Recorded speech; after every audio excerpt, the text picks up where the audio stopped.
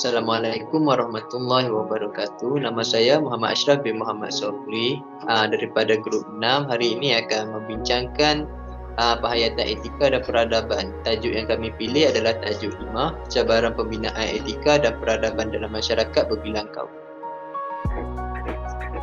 Okey, untuk pengenalan, sejarah Malaysia moden pada hari ini adalah suatu kesinambungan sejarah peradaban yang telah bermula sejak seawal sebelum Masihi lagi, iaitu sebelum terbentuknya Tanah Melayu dan Malaysia moden. Tanah Melayu adalah sebahagian daripada kawasan yang luas terbentang yang dikenali sebagai Malay Archipelago. Malaysia sebagai sebuah negara yang merdeka telah bermula pada tarikh 31 Ogos 1957. Namun sebagai sebuah peradaban, ia telah bermula sejak beratus tahun yang lalu. Akar kepada kemenjadian Malaysia pada hari ini adalah apa yang telah dicorakkan sejak beratus tahun yang lalu oleh watan dan para leluhurnya. Justeru, melupakan kesinambungan sejarah lalu itu adalah suatu kesalahan dan keaiban yang sebenarnya merugikan bangsa Malaysia. Okey, jadi untuk cabaran yang pertama adalah kepelbagaian latar kependudukan masyarakat Malaysia. Kemasukan etnik baru yang mempunyai latar belakang etika dan budaya yang berbeza apabila dibandingkan dengan masyarakat Melayu di Malaysia. Pola penempatan yang dipisahkan mengikut kaum akibat kesan daripada dasar divide and rule ketika zaman penjajahan British, di mana masyarakat Melayu yang menjalankan aktiviti pertanian dan peternakan ditempatkan di kawasan perkampungan, manakala masyarakat Cina yang menjalankan aktiviti pelombangan ditempatkan di bandar, iaitu Kampung Baru. Masyarakat India yang menjalankan aktiviti peladangan ditempatkan di kawasan ladang sepertinya estate. Ini mengakibatkan berlakunya kurang kesefahaman antara kaum etnik ini kerana di Malaysia terdapat banyak pandangan sejarah mengenai etika dan peradaban yang tersendiri. Jadi untuk cabaran yang kedua daripada segi politik. Parti politik wujud demi mempertahankan dan memperjuangkan hak rakyat. Terwujudnya cabaran di sini adalah kerana terdapatnya perbezaan kaum dan idea demi memelihara hak kaum dan menyuarakan suara mereka. Yang menyedihkan kita adalah bahawa terdapat segelintir ahli-ahli politik yang menyalahguna kuasa mereka dengan melaga-lagakan sentimen perkauman demi kepentingan sendiri. Untuk cabaran yang ketiga pula daripada segi globalisasi. Pengaruh barat sudah tersebar dengan luasnya. Ianya meliputi ideologi, budaya, hedonis dan nilai negatif. Ekonomi yang mampu menghasut pemikiran masyarakat menjadi tidak betul. Budaya hiburan yang berlebihan telah dinormaliskan dalam masyarakat, mampu membuatkan nilai luhur masyarakat lenyap. Ini memberikan kesan kepada hubungan etnik, integrasi dan perpaduan. Perkara yang telah dinormalisasikan membuatkan masyarakat mudah terikut dan menyebabkan keruntuhan etika. Untuk cabaran yang keempat pula, saya menjemput Fendi untuk menerangkan dengan lebih lanjut. Okey, nama saya Muhammad Nurul Afandi bin Nurul Azmi. Nombor metrik 03 DET 20F2054 akan menyambung pembentangan Ashraf. Cabaran keempat, kepimpinan negara yang lemah. Pemimpin yang tidak berkualiti akan menyebabkan berlakunya keruntuhan etika dalam sesebuah negara.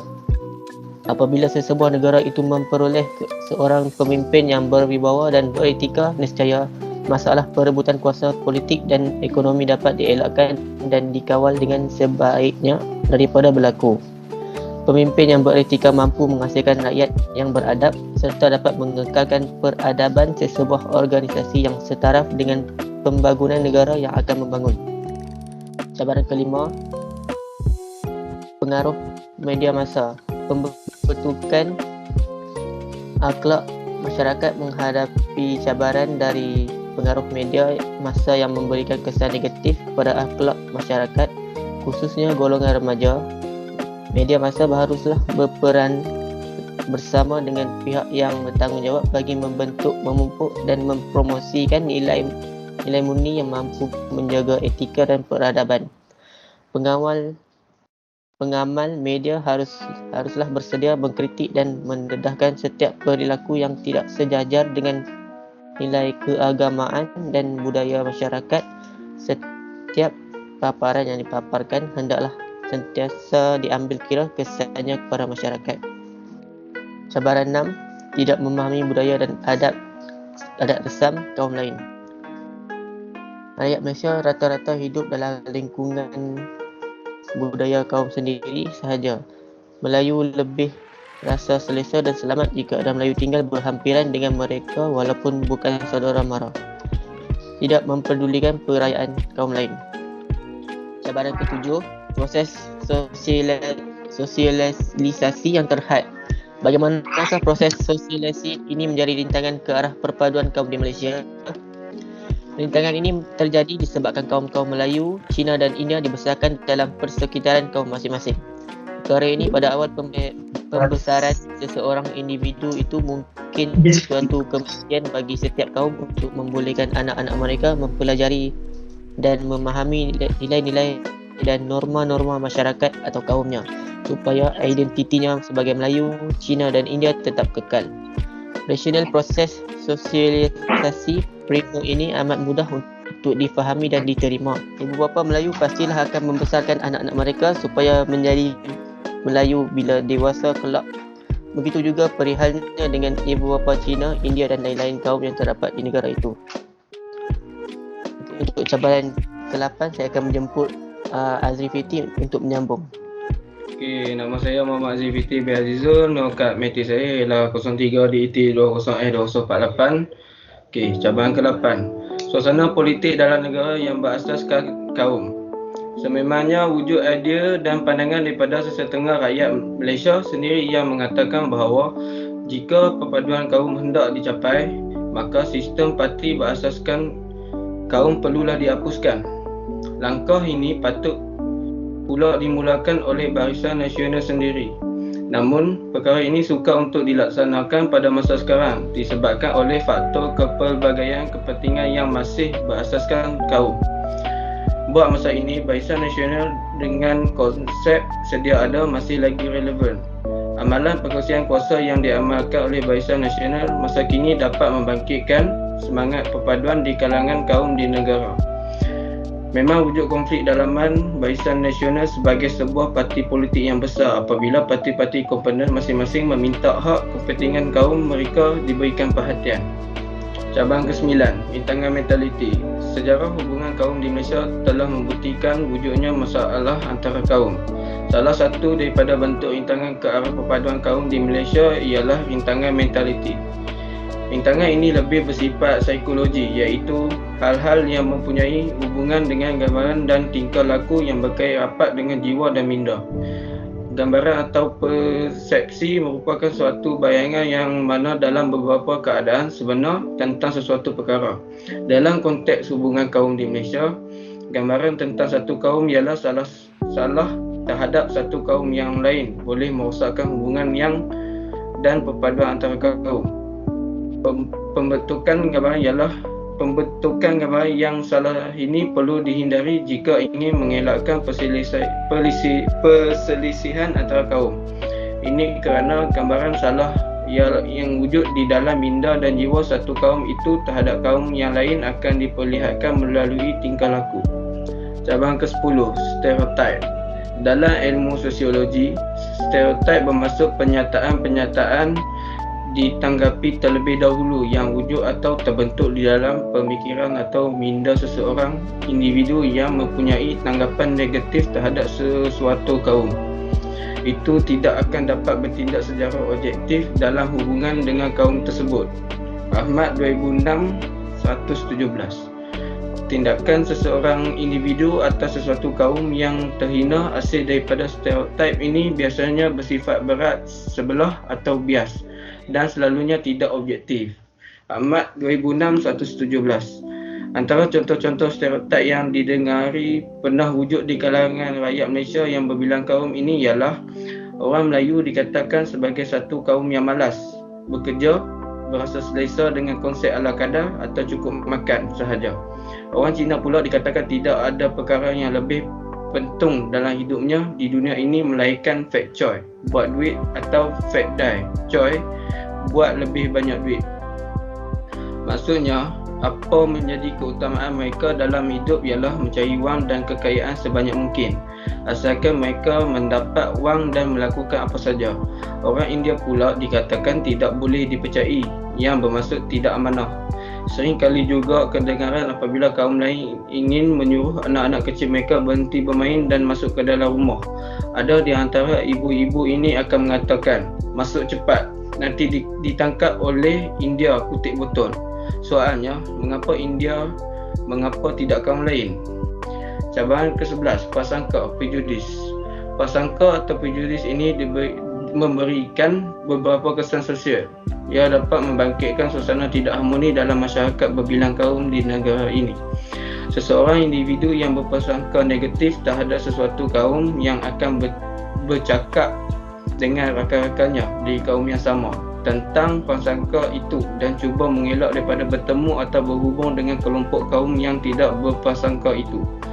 Prasangka boleh mencetuskan konflik dan ia akan menjurus kepada timbulnya perasaan tidak puas hati satu kaum terhadap kaum yang lain. Prasangka membolehkan seseorang individu atau satu kelompok kaum itu melemparkan tuduhan-tuduhan terhadap individu atau kaum lain jika berlaku sebarang kesilapan pada diri individu atau kaum tersebut. Prasangka juga berpotensi mewujudkan rintangan mentaliti yang lebih besar, iaitu diskriminasi, mengasingkan kumpulan atau kaum tertentu dari segi pendidikan, perumahan, pekerjaan dan sebagainya. Diskriminasi pula boleh mencetuskan kekacauan dan ketidakstabilan politik, ekonomi dan sosial dalam negara. Okey, seterusnya saya serahkan kepada Muhammad Irfan. Nama saya Muhammad Irfan bin Muhammad Suhaimi, Wakil Menteri 03 DET 21F 255. Cabaran 12. Diskriminasi. Diskriminasi pula boleh mencetus kekacauan dan ketidakstabilan politik, ekonomi dan sosial dalam negara. Dalam sebuah negara berbilang kaum seperti Malaysia, diskriminasi pastinya akan meninggalkan kesan yang amat buruk kepada rakyat dan negara. Ia boleh mencetuskan huru-hara dalam negara. Rakyat Malaysia pada umumnya amat bernasib baik kerana diskriminasi utama seperti penafian hak untuk mendapatkan faedah-faedah pendidikan, perumahan dan lain-lain faedah sosial tidak berlaku dalam negara. Setiap rakyat dilindungi di bawah undang-undang dan perlembagaan negara. Hak setiap rakyat Malaysia dijamin. Namun begitu, mungkin terdapat sedikit sebanyak diskriminasi jenis lembut atau soft discrimination. Salah satu contoh diskriminasi lembut ini ialah dalam mendapatkan pekerjaan. Seringkali ditemui dalam akhbar tempatan di mana majikan mengiklan pekerjaan dengan meletakkan syarat-syarat yang berbau diskriminasi seperti keutamaan diberikan kepada calon yang fasih berbahasa Mandarin saja atau Tamil atau bahasa Melayu. Hanya lelaki atau wanita layak memohon. Melayu atau India atau Cina digalakkan memohon dan sebagainya. Cabaran 13. Etnosentrisme. Apa yang lebih memburukkan keadaan ialah etnosentrisme ini menyebabkan satu kaum itu beranggapan bahawa hanya budaya dan nilai-nilai masyarakatnya sahaja yang paling baik dan mulia, manakala budaya dan nilai-nilai masyarakat lain adalah rendah kedudukannya. Akibat daripada etnosentrisme ini, masyarakat kaum di Malaysia gagal untuk memahami ciri-ciri budaya dan sistem nilai yang wujud dalam kaum atau masyarakat yang lain. Salah faham juga akan wujud terutama sekali dalam perkara-perkara yang berkaitan dengan agama dan kepercayaan. Tingkah laku melanggar nilai kepercayaan atau agama ini boleh menyebabkan kemarahan dan pergaduhan kaum. Sebagai contoh, insiden pergaduhan kaum di Kampung Medan, Petaling Jaya dalam bulan Mac 2001 tercetus akibat pertembungan dua nilai budaya yang berbeza dalam tempoh masa yang sama, perkahwinan dan kematian. Akhir sekali, kesimpulan. Dengan melihat rintangan-rintangan yang telah dinyatakan, kita dapat menyimpulkan bahawa menyatupadukan dan mengintegrasikan masyarakat yang berbelangan kaum di Malaysia bukanlah satu hal yang mudah. Tenaga daripada segenap lapisan masyarakat Malaysia dan usaha yang gigih amat diperlukan. Jadi setiap rakyat Malaysia, tidak kira siapapun, menteri atau rakyat biasa dan pembangkang atau penyokong kerajaan, haruslah ikhlas, jujur dan berusaha untuk menyatupadukan perpaduan kaum di Malaysia. Kalau bukan kita, siapa lagi? Usaha menyatupaduan kaum ini janganlah dipolitikkan, terutamanya ahli-ahli politik yang menggunakan hal ini untuk dijadikan sebagai model politik untuk mereka meraih undi semata-mata. Rujukan. Kami mempunyai 4 rujukan. Sekian, terima kasih.